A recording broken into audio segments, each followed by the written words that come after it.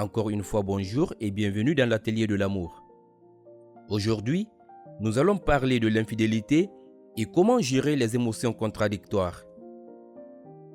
Lorsque vous découvrez l'infidélité de votre partenaire, un flot d'émotions contradictoires vient vous catapulter dans un grand vide émotionnel difficile à gérer. Vous allez vous sentir différent de vous-même pendant un certain temps.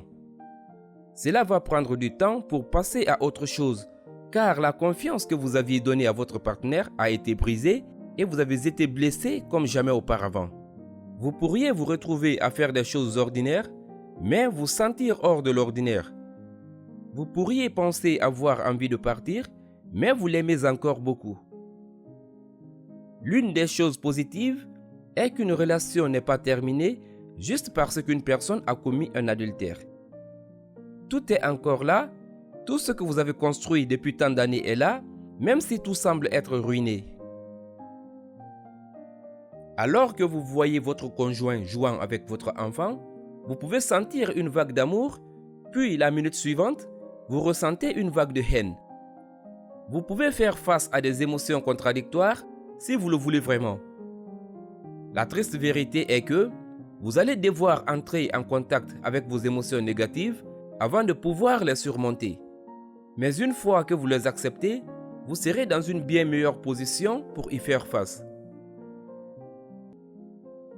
Soyez honnête au sujet de vos sentiments. C'est si important. Ne soyez pas forcément honnête avec tout le monde, mais soyez honnête avec vous-même. Vous vous connaissez plus que quiconque. Vous savez si oui ou non, vous pouvez surmonter cette situation plus que quiconque. Prenez le temps d'être honnête avec vous-même afin que vous puissiez savoir si oui ou non, vous allez continuer à travailler sur votre couple.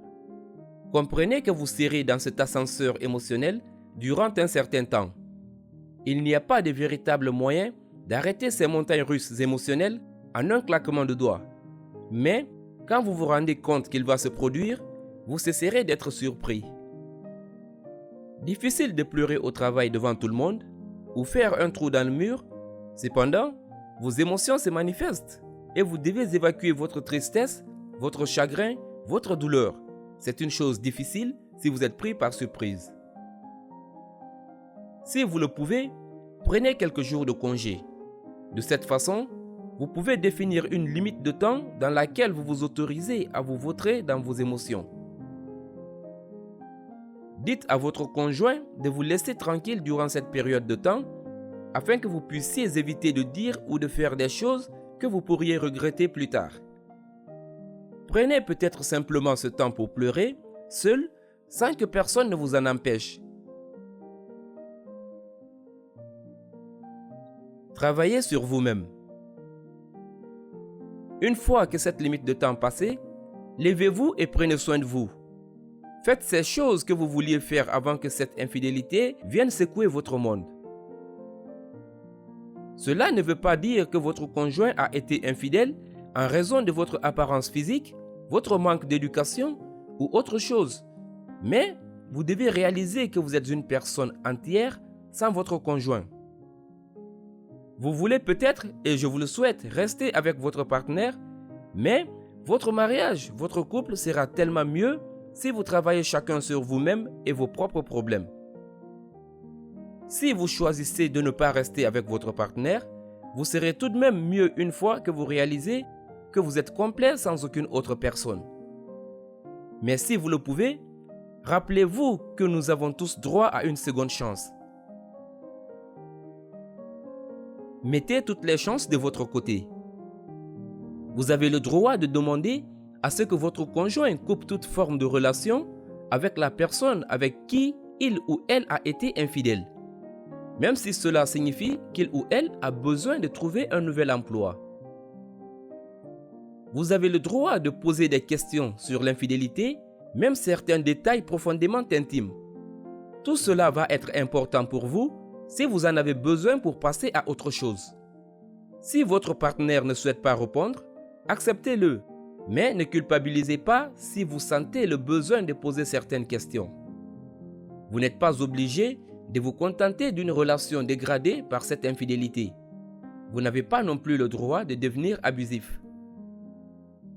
Fixez-vous un délai au-delà duquel vous abandonnez totalement le passé et allez de l'avant ensemble ou séparément. Si le besoin s'en fait sentir, un conseiller ou un coach de vie vous aidera dans la direction que vous souhaitez prendre. Vos émotions vont croître et décroître. C'est une situation dévastatrice que vous devez traverser. Cependant, les choses pourraient être pires. Tout est une question de perspective. Demandez à une personne qui a perdu un conjoint, fidèle ou non, et vous allez réaliser que vous pouvez passer à travers cette épreuve. Bien sûr, cela n'excuse en rien l'infidélité, cela n'atténuera pas votre souffrance, mais je veux juste vous donner la force de vous accrocher à ce qu'il vous reste. Certaines personnes ont parfois besoin d'aller voir ailleurs pour se rendre compte qu'elles avaient tout ce dont elles avaient besoin, tout ce qu'elles désiraient. Nous avons tous le droit à une seconde chance. Vous êtes plus fort que vous ne le pensez. Essayez de ne pas vous laisser aveugler par la colère, la vengeance et les pensées destructrices. Si vous pensez à l'endroit où vous espérez être dans un an, vous serez en mesure de prendre les décisions et les actions positives qui vous permettront d'y arriver. Vous ne voulez probablement pas être seul dans une année, toujours agacé de l'infidélité de votre partenaire et épuiser vos amis et votre famille avec votre incapacité d'aller de l'avant. Les mots sont volontairement forts pour vous faire prendre conscience que vous êtes sincèrement plus fort que vous ne pensez l'être. C'était Johnny, l'artisan amoureux.